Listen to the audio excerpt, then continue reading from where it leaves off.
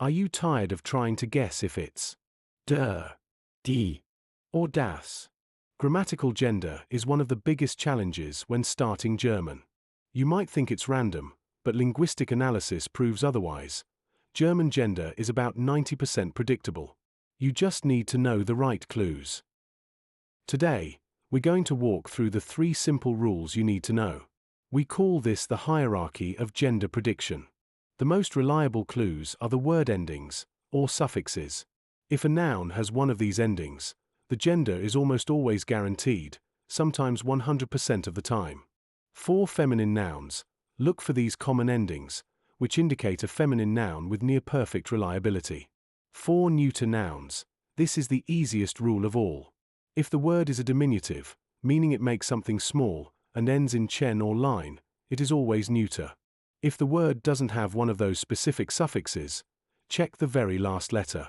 Nouns that end in e have an impressive 88% to 90% chance of being feminine. This is your high probability guess. Caution, there are common exceptions, so be careful. For example, der Name and das Auge break this rule. These rules cover how words are built and are incredibly powerful. For any compound word, a word made of 2 or more smaller nouns, the gender is always determined by the very last noun. When you take a verb and turn it into a noun, like turning to swim into the swimming, the result is always neuter. Nouns starting with the prefix ge are typically collective or result nouns, and about 90% of them are neuter. What about der? Masculine nouns don't have as many 100% fixed suffixes, but we can look for strong patterns in the way they sound. This is your cue when the other rules fail. Look for nouns ending in el, er, or en. Statistically, about 60% of nouns ending in el or er are masculine, and this jumps to 80% for those ending in en. If the noun is short and simple, a monosyllable with only one syllable, and none of the stronger rules have applied, your best statistical bet is masculine. Historically, 67% of all simple German monosyllabic nouns are masculine. This is your ultimate default guess when all else fails. When form fails you, you can fall back on meaning-based groups. These are great memory aids. Almost always masculine: days, months, seasons, and points of the compass. Example: der Montag, der Winter.